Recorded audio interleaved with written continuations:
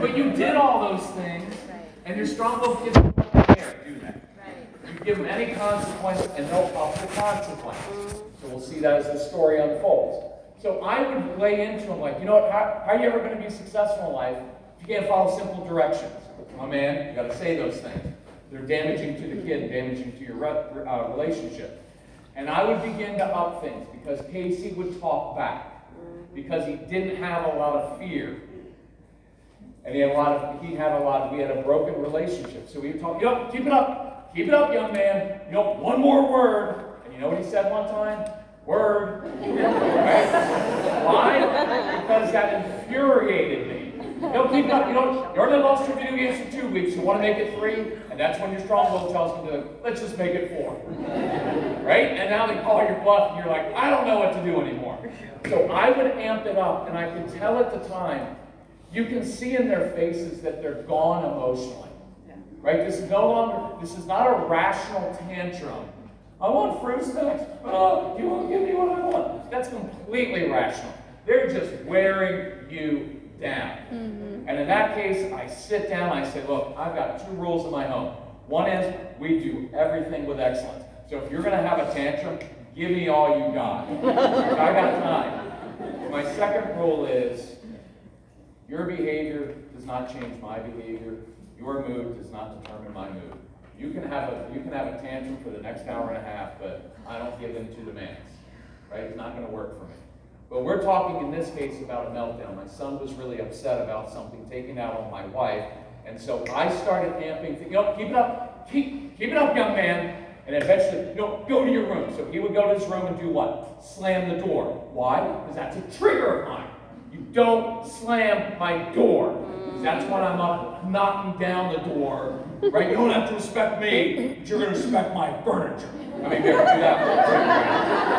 So. And here's what I realized a little while later when I finally learned how to control myself, because you can't expect your child to control himself if you can't control yourself. And we can't. And it's not always yelling, it's talking too much. Because talking too much to your child when they're angry or when they're upset is provoking your child to anger. It is. It's infuriating when you talk too much. And what I realized was I was purposefully escalating the situation and provoking him because I wanted Casey to do something so bad that it justified what I was doing. Does that make sense? Yeah. And so what I was really saying to him, and look, we established yesterday, I don't do guilt or blame. I just want us to be honest with ourselves. And this is going to tweak you a little bit. It's going to hurt a little bit. And I want things to hurt a little bit because I want us to change. So what I was really saying to my son was, I need you to behave, because if you don't behave and do exactly what I tell you to do, I'm not sure I can behave, and you do not want to see me angry. That makes sense? I became dependent on my son. I need you to behave precisely because I can't control my own emotions. See how that works? We do it all the time. After all I do for you. Again, manipulative. Because I did so much for me, you owe me. See, it's not a healthy thing. It's not good for relationships. And I encourage you, what I often try to do is picture, how does God treat me? Does God use it? Like, is Jesus up there like, look what you did to me on the cross. After all I did for you, right? If Jesus was a mom, he would have been on the cross like, see what you did. Right? Is that not true? Right? I do everything for you, and you nail me up here. So, and he didn't do that because he wasn't resentful. So that's what I was saying. And I'll come back to the opposite of that in a few minutes. Well, I'll do it now and I'll come back to it later. What I really want to tell my son and communicate is, when you're at your worst, I can handle it. When your world is out of control, mine's not. I can handle whatever you're going through. See, we always are trying to fix them and change their moods. It's what we do in our marriage, too. Honey, there's no need to be upset. You're just overreacting. You're just going to be grateful. Oh, thank you. Where are you sleeping tonight? Not next to me. Because that is not a helpful thing. So what would happen is, Casey would go to his room. I would walk downstairs and say, did you hear what your son just said to me? And she's like, where do you think he learned? I was like, you're wrong too. Right? And then I did the guy thing. You know what? I never do anything right around here. You guys just be better off without me. How many guys do that one? Remember we talked about immaturity yesterday? We're immature. And we don't know what to do. Because look, the truth is for the men, our dads largely didn't teach us how to do this. Did your dad ever have a talk with you about having an emotional connection with your wife? No. We don't even know what an emotional connection is. My wife was like, we need an emotional connection. I was like, well, we watched the Packers game last night and had some chips and salsa, and I was pretty happy. And she's like, that's not really what I was looking for. Your idea of an emotional connection is a little bit different than mine. And I was like, I like mine a lot better. But we don't know those things, right? And our dads didn't teach us that, so we become very dependent on our kids. So I walked down feeling like I just stood up for my wife. You know what my wife was thinking? No, you didn't. You just ruined the whole night. Because now our son's going to be up in his room for 3.5 hours crying, and I've got to go clean up the mess and explain to our son that your father doesn't hate you, you just have some unresolved issues from childhood, right? Which I will tell you is very true. Most of you, almost all of you are younger than I am. I'm 55. When you get older, you will realize as much as we think that we're like in control, we make our choices, and I get that. There's so many things you and I do that we don't even know why we're doing it. You don't even know why you got married to the person next to you. You can couch it in all kinds of things, but some of you married the guy because you thought you could fix him. Because your whole childhood, you grew up fixing people and being overly responsible, and you ran into this guy who clearly needed your help, which is all men, right? And you got married. I will tell you this, my dad, so I realized, Casey and I travel a lot, we're in hotels, and he's always like, Dad, you're like a ghost in the middle of the night. Because I tiptoed to the bathroom.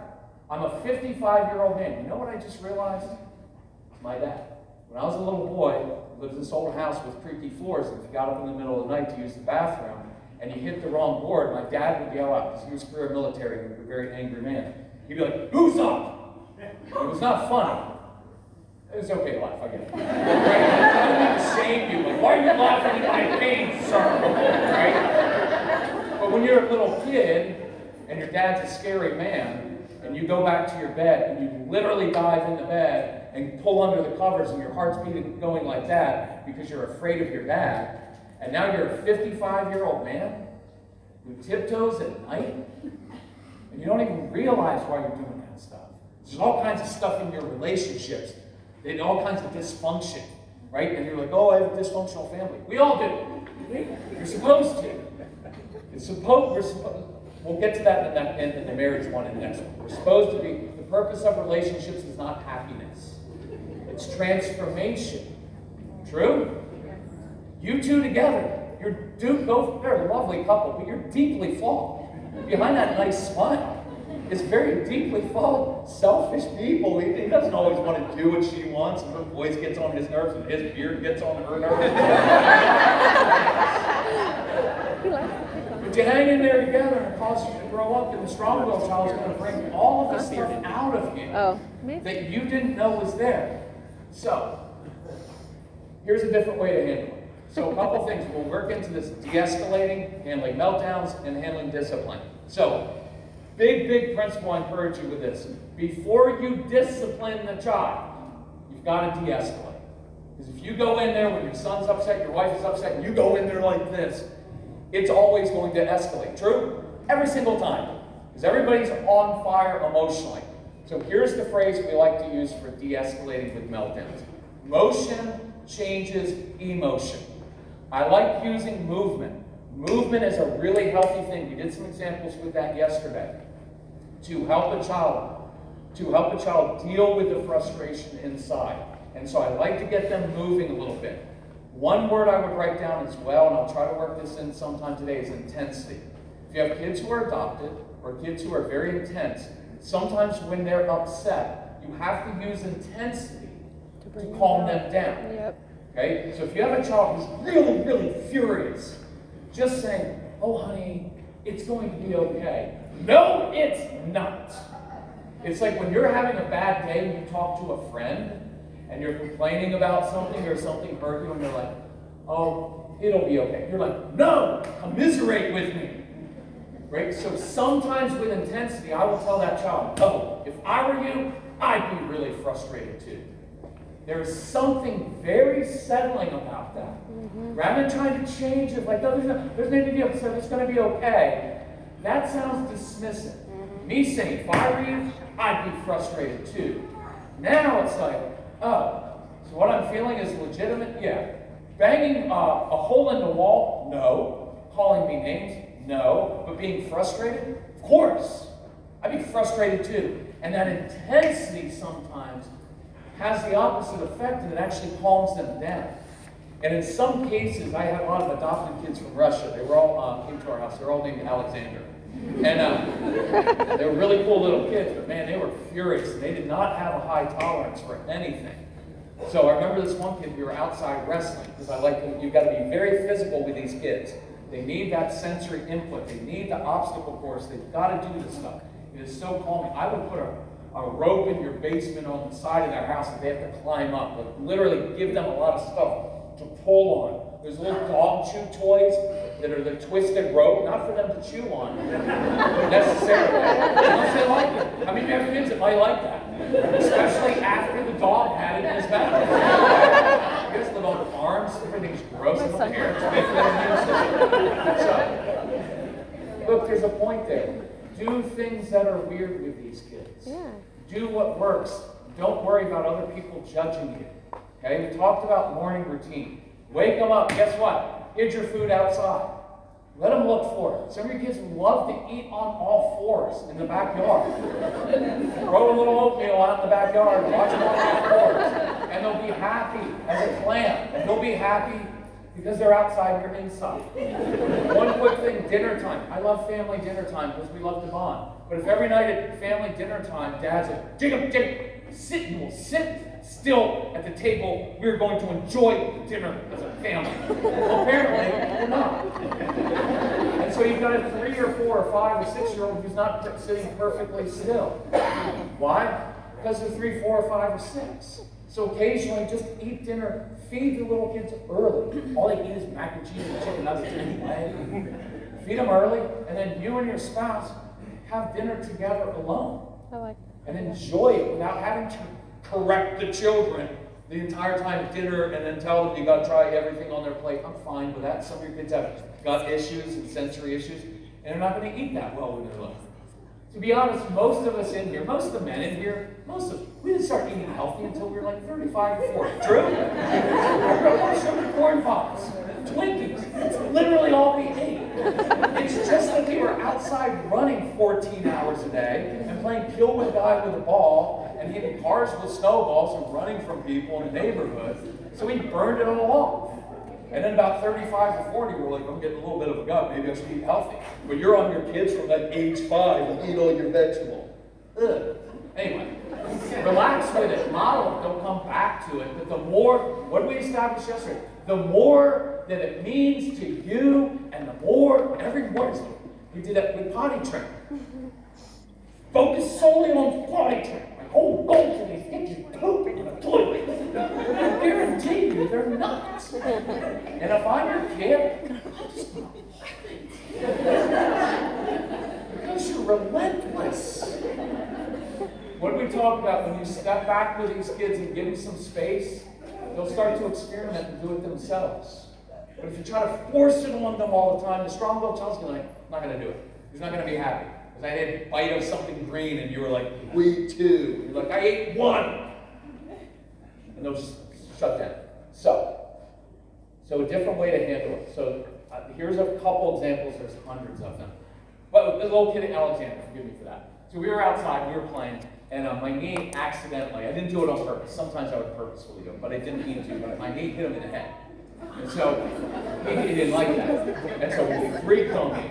And so the whole thing of like the whole calming down thing didn't work. So I said, man, if I were you, I'd be really frustrated. You know what I do when I get frustrated and I hit the ground and I start doing these freaky push-ups. I was like, man, if I got upset, I'm going to be jacked, man. You want to get jacked like me? You can tell I didn't do it a lot. But that dude's been doing his push-ups. And a nice beard. So. But that calmed them down because I gave him a way to deal with the frustration. So I come into the room, and I'm going to use Todd as my example, and I say, hey, Todd, I can tell you're frustrated. Listen, I've got a football. I like nonverbals, holding things up. I don't like talking a lot when kids are upset. Hey, when you're ready, if you want to come outside, I'd love to play catch with you. Or I come in the room, hey, Todd, I can tell you're frustrated. Listen, I'm going to go in the living room, dump the Legos out. When you're ready, if you want to come in and build a spaceship with me, I'd really like to do that.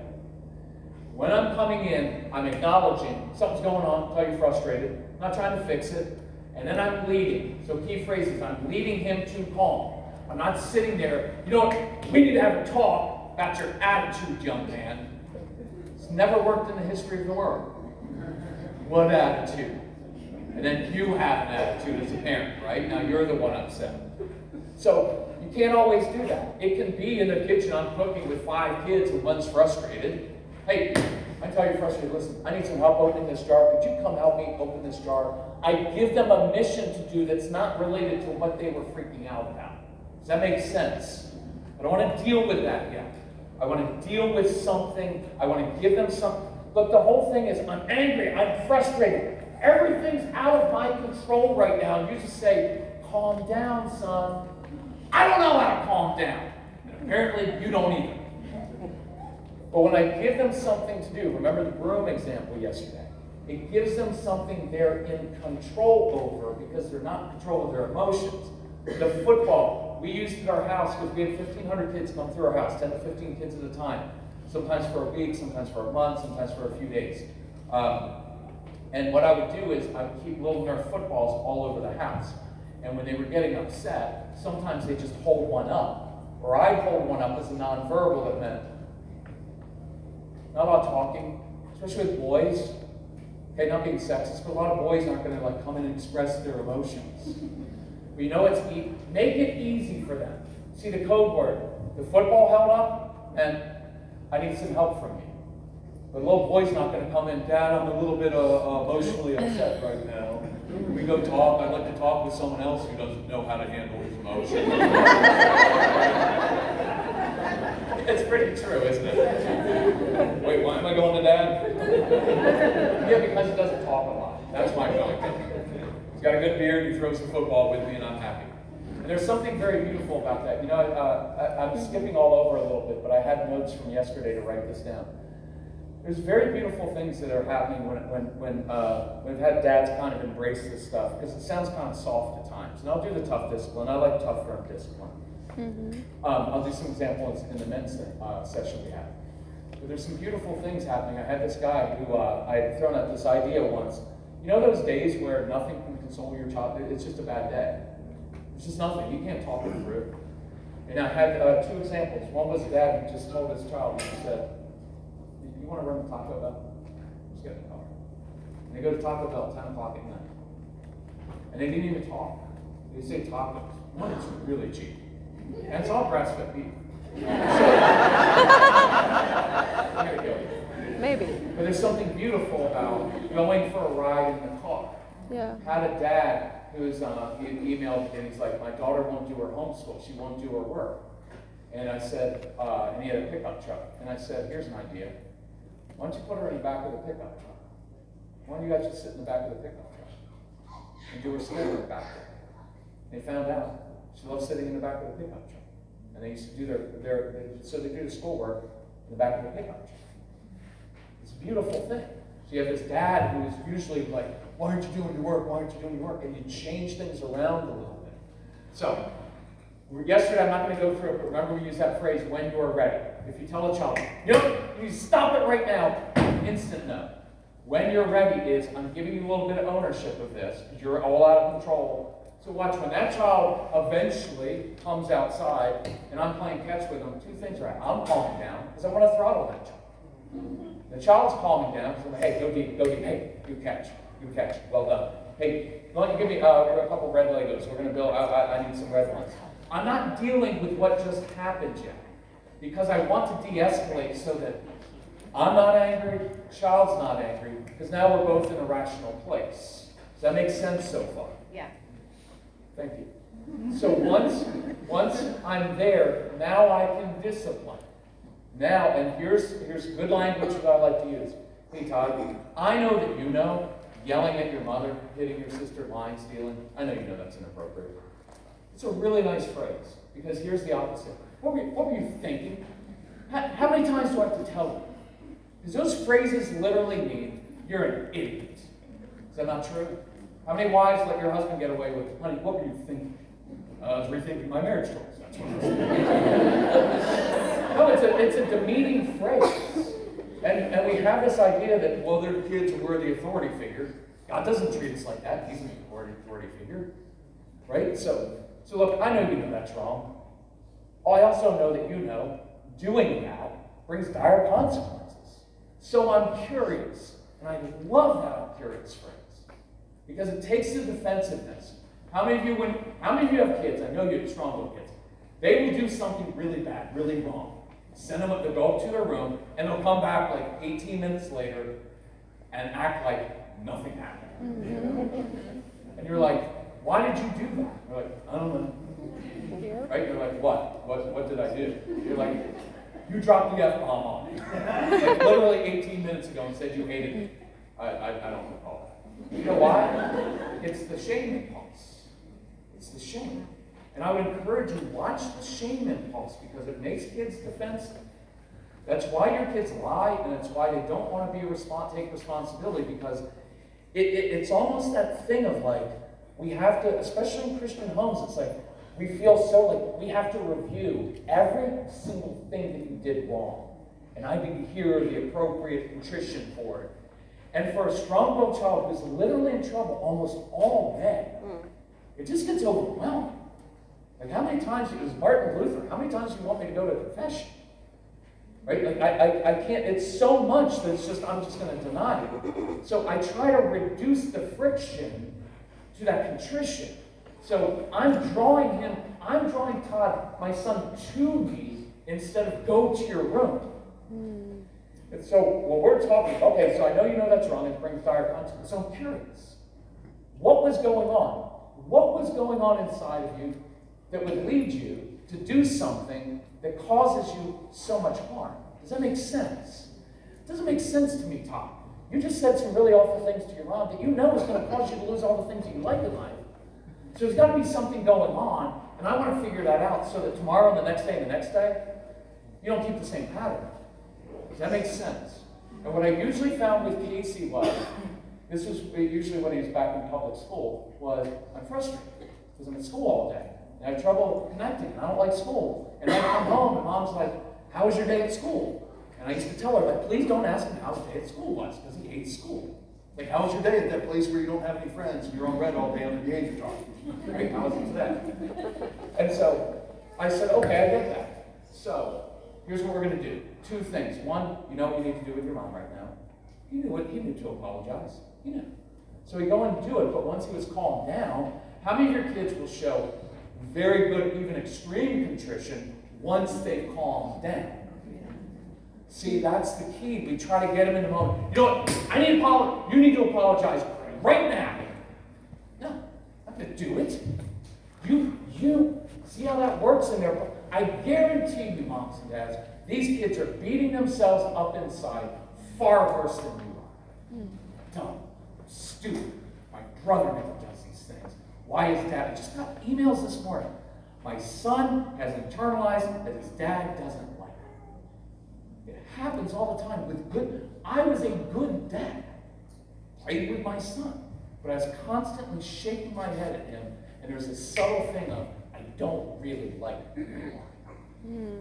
And so they internalize that, and they beat themselves up. So in the moment, that's why with the guys, the next session, I'm going to talk to about eye contact.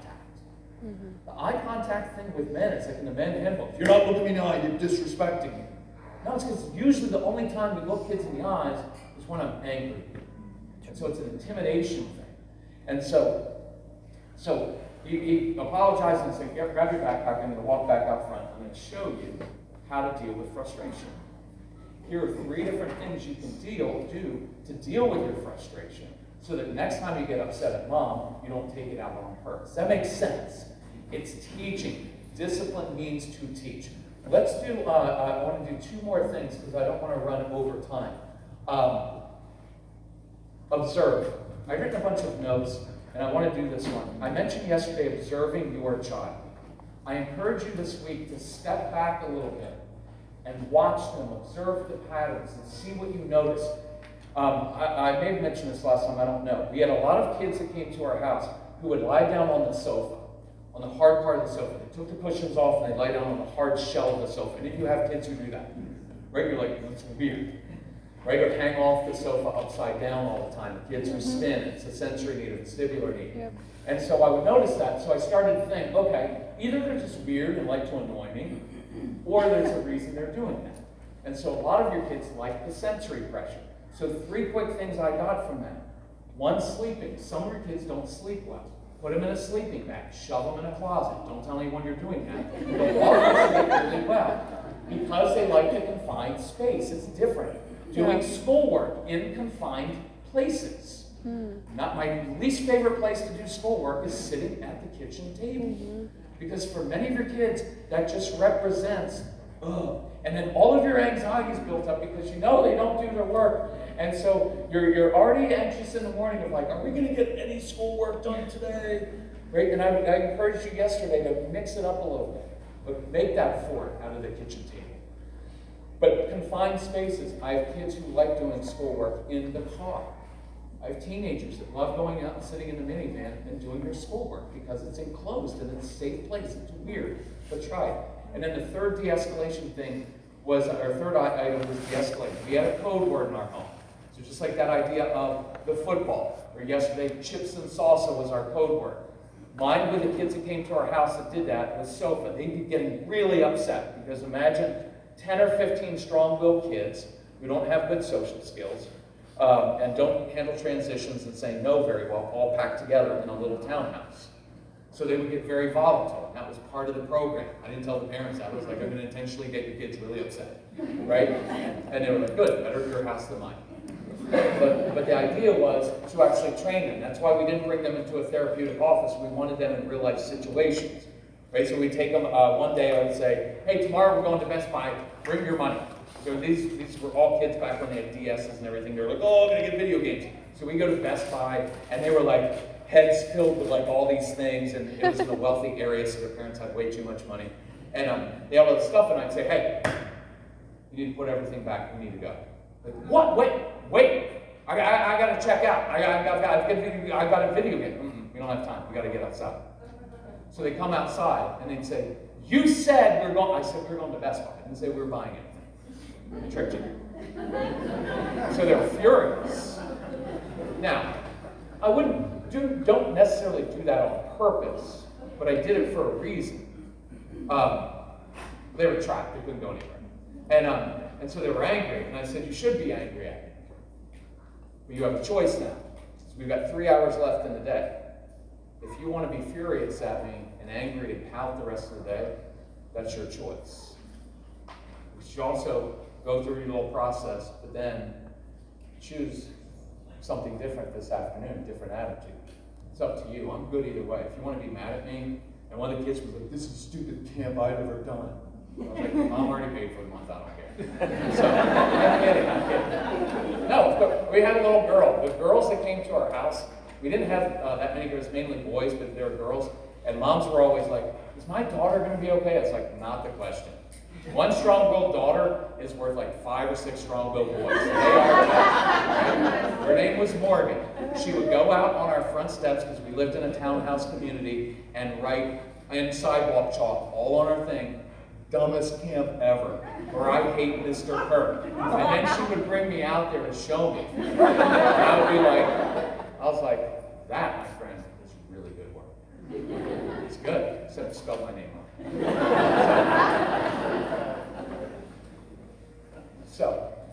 But you're teaching them that in that moment. So anyway, so we had that code word where I'd say sofa, and their job when they're upset. See, I gave them a mission. Give your kids missions. Was to go in the living room, throw the cushions off the sofa, lie down on the sofa. I would walk in, put the cushions on top of them, and then sit down on top of them. And it was instantly calm. 1, it was weird. 2, the physical pressure. And 3, I wasn't looking them in the eyes. And we had the best talks when we did that, because it was just a little bit different. So I encourage you, do some things that are a little bit different. Just checking my time. Let me do one good example with dinner time. With kind of a tough discipline, but also drawing boundaries in your home. I love this idea of dad coming home from work, even though he may be in a home office, which presents all kinds of other issues, right, in your home. So we can do that in the dad session maybe, of coming out and relieving your wife instead of causing more pain, right? More like, oh, we just came out. Anyway, I won't go there yet. So, but you come home from work, and let's say you have 2 daughters, and dad comes home and says, girls, I love my time with you. I love playing Princess and Prince and all these cool games, but I cherish my time with my wife. One night a week, I'm going to come home and I'm going to light a candle in the kitchen. And when you see the candle lit in the kitchen, here's what it means. I am going to have dinner alone that night with my wife, and you 2 are not invited. Now, that's not me. I didn't say, you're causing us to get divorced and you're so difficult or angry. I didn't say that. I said you're just not invited because I cherish my time with my wife. It's a really cool thing. And I can also, to counter the, look, we do a little bit of too soft of parenting in the sense of the explaining of it. Girls, you know, it's really important for mommies and daddies to have time together, blah, blah, blah. The strong-willed child doesn't care about your long explanations and all that. It's better just to be direct, right? You just say, here's the deal. For 30 minutes, I get alone time with my wife.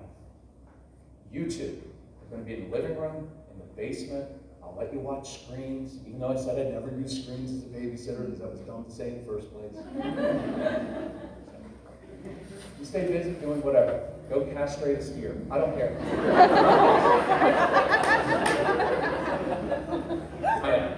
I'm making fun of myself. Go do some farm thing that you all do. But do not interrupt my time with my wife, because if you do, you will rue the day that you did that. Because I'm old, I wake up early, and on the weekends, I will be up early banging pots and pans in your ears. And you know what the tone is? Don't mess with me. There's nothing wrong with that tone. The difference is I don't like the too soft. Girls, it's really important. I don't like all the explaining, ticky. But I also don't want, you know what? We never get time alone because you're so difficult. I don't want the yelling and screaming either. Calm, even matter of fact. My wife and I are having dinner alone tonight. You 2 are not invited. You better find something to do, because if you interrupt us, you're going to rue the day you did that. I know you don't know what the word rude means, and I don't either. But it sounds really tough, right? And I can't swear at you because we're a Christian family, so I'll use other words that convey that. So, it's kind of true, isn't it? And then I get 30 minutes alone with my wife. Now, it's only 30, not an hour. An hour is way too long. But you haven't had a good talk with your spouse that didn't involve the kids for years. So it's going to be awkward. So, some crazy weather we've been having lately, right? It's been really hot. I hear there's a new system coming in next week. Right? Is that not true? You're like, what are we going to talk about? Because you can't talk about the kids. So flirt. Do what you did. Look, the cool thing about marriage is all those things that you wanted to do with your girlfriend when she was your girlfriend, you get to do now. Now you don't want to do it. Remember when you were dating? Right? That's the whole thing. Casey does this men's group Bible study where he lives, and I went to it with him the other day. He's 28, the youngest person, like I'm young there. These are all guys in their 60s and 70s, and they're all like, well, the kids today, they don't have any self-control. Casey brought up, well, my grandmother got married at age 15. So when she lectures me about staying pure, it's like, easy when you got married at 15. Try 28. Okay? It's true, isn't it? A little different. I I didn't even know, I'd never kissed a girl at 15. Clearly, I didn't have any game back then. So, a great phrase, don't confuse lack of opportunity with virtue, right? If you were Justin Bieber at age 19 with $500 million and every girl throwing himself at him, that's self-control. In fact, yours wasn't self-control. Nobody really wanted to be with you, right? So, it's no virtue. We would have done it if we could. We just didn't have the opportunity. So not true. You know why I never did drugs? Because my oldest brother was a drug addict. And I saw what happened. I had no virtue in that. I was scared to death. I didn't want to turn out like that. As it turns out, he's an awesome human being now. Has a great family. He was a strong-willed child in the family that led all of his brothers to Christ. Wow. It was the strong-willed child that led. Yeah. I was decently good. I got strong-willed later, after I was in the church for a while. That's what it did to me. All this good. Anyway, it is. So much of this stuff that we do is so. You know who did it? Casey. He's like, Dad, why do you do that? I was like, I don't know. It's just church tradition. He's like, it's not in the Bible. I was like, I know, but we've always done it. And he goes through all this stuff, and he's like, why do you do that? I'm like, I don't know. Everybody just always does it.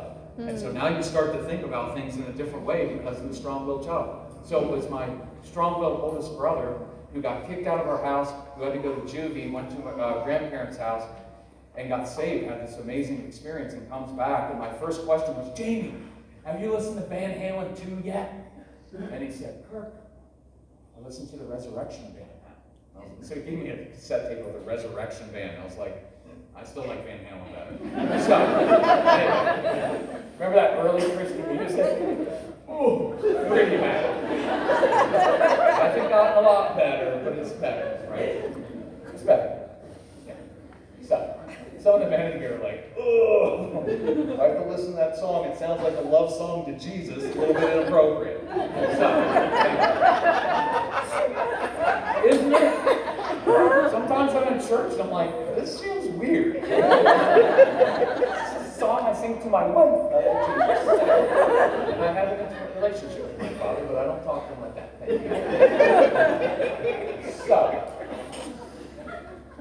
So it was my brother who came back, and one by one, I got saved next. We weren't raised in church. He gave me a Bible, and I started reading it. It said, he who seeks to save his life will lose it, and he who loses his life will save it. And I got on my knees one day and said, I don't even know what this means. But I know that I want what my brother has. And then my next brother was an atheist who was going to medical school, and he used to talk to us about all kinds of stuff and explain why we were stupid. And then he met a Christian girl and wanted to have sex with her, so we got saved, we got married. It is what kind of happened. It wasn't a sex story, it was just a fun story. So, and then he became a pastor, and now he's a lawyer, so he's been on both sides. So, and then my youngest brother did, but it was all through the strong-willed child, right? These kids, it's Jacob, it's all these people we talk about. So, I have no idea where it was anymore. So the dinner thing, just do it. So, it's a really cool thing. Spend the time, because you know what's really cool? When you come out from having dinner together, you're unified. And I encourage you as a couple, I'm going to do one more story because I've got like 7 minutes left. But I encourage you, when you discipline, or when the house is chaotic, which is going to be, as a couple, go. Sometimes just go. Try this week in an email. Everything's all chaotic. And instead of going, guys, try it one time. Just go and like lay down in the middle of the living room floor together. Just sit and see what happens. Or if you have teenagers, start making out. You will so get rid of them. Gross out. So if you guys do not leave the room, you're going to have a little brother in about 9 months. It does get rid of them. And you don't have to say a word. And you may rekindle something. You got to do that. You got to rekindle some of this stuff. In the marriage session, we're going to get into the deeper things very quickly. So let me end on this story. So, how many of you have kids who struggle with anxiety? It's fairly common. Remember the busy brains. Anxiety is from unknowns, things you can't control. So I come home like, Tom, we got taekwondo. We got taekwondo practice tonight. You got to go to your class tonight. And he starts saying, like, right? Like he's got his little stomach. Dad, I don't feel well tonight. Can I just stay home? I'm like, no, here's what we're going to do. If we leave right now, we can stop at McDonald's. We'll get a Happy Meal. Everybody will be happy. Bribery never works. So then we do this thing. You know what? I paid $135 for that class. Your little butt's going to be there. As if he's going to say, Dad, I didn't really want to go, but now that I know how much it cost you, I'm motivated. They don't care. So the only thing I've left is I'm going to drag him by the arm, right, out to the car, like they do on those cop shows, and put him in the head with the car with the head on, right? But give me the car. And along the way, your strong-willed child may say this: No, I'm not going. Taekwondo's stupid. You're stupid. How many of you ever did that? That's beautiful. Or this is even worse. You can't make me.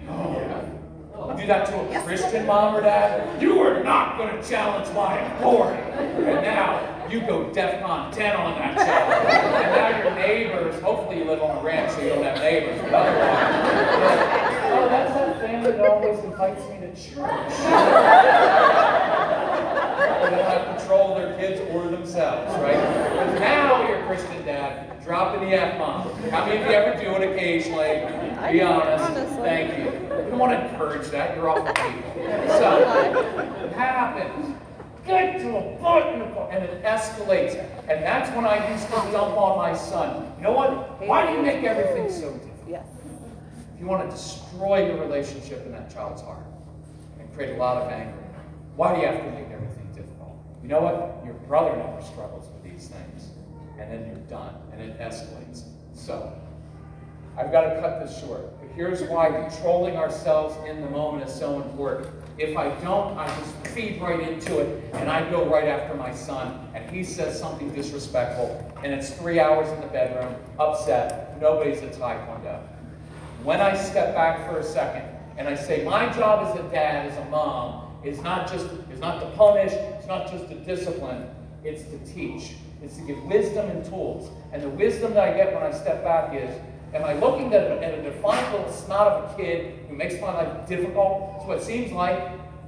When I step back and I think, I know what's going on.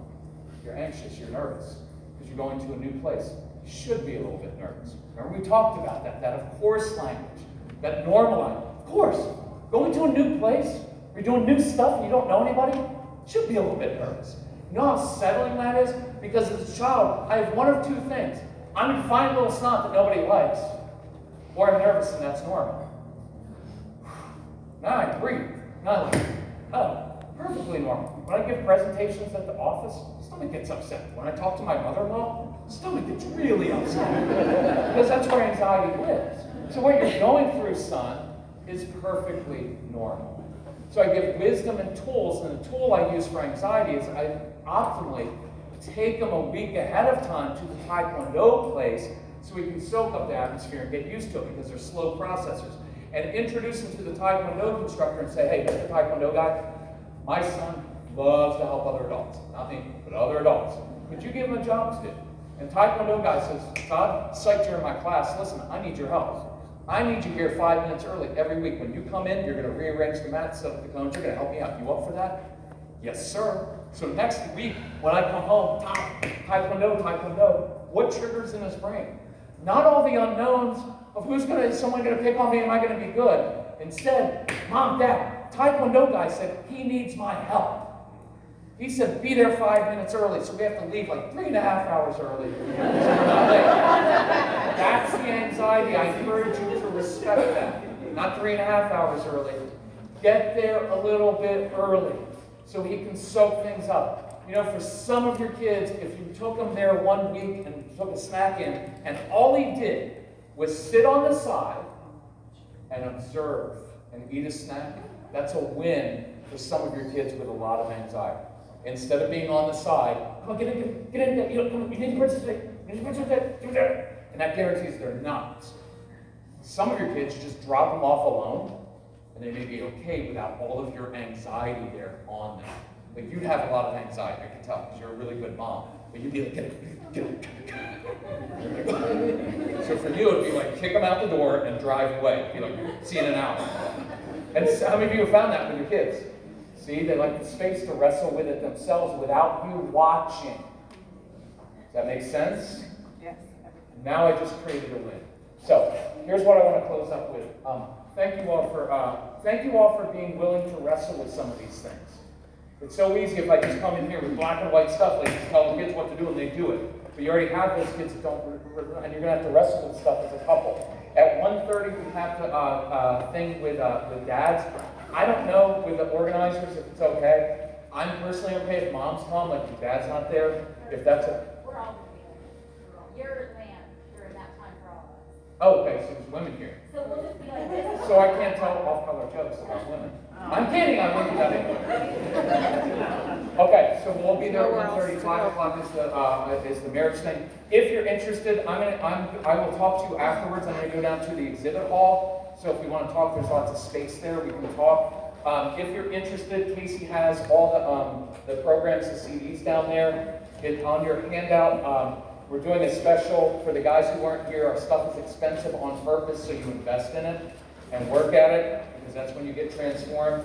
On our website, that package is $497. We're doing it here for $150. Last time people paid $247 for it. Yeah, thank you. Thank you for doing that. I appreciate that. That bought me this nice shirt. Anyway. So we're doing $150. There's no BS program, which I really like for men too, because it's short and sweet. That's $99. If you get everything, I forget the price. I think it's $197. If you need help financially, talk to Casey. He'll help you out. But we're here to help. So I will see you if you want to talk and ask questions. I'll go down to the exhibit hall. And anyway, thank you all very much.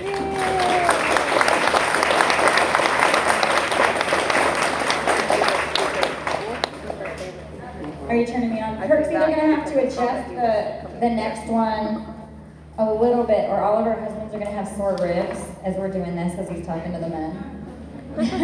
So, we are going to be back here at 11. Before you go, we want to do a couple more book giveaways. Raise your hand if you have had a baby in the last 2 weeks. 3 weeks. Last 3 weeks? Come grab a book, and you're here. That's awesome. Last 4 weeks. 5 weeks? Your baby's pretty tiny.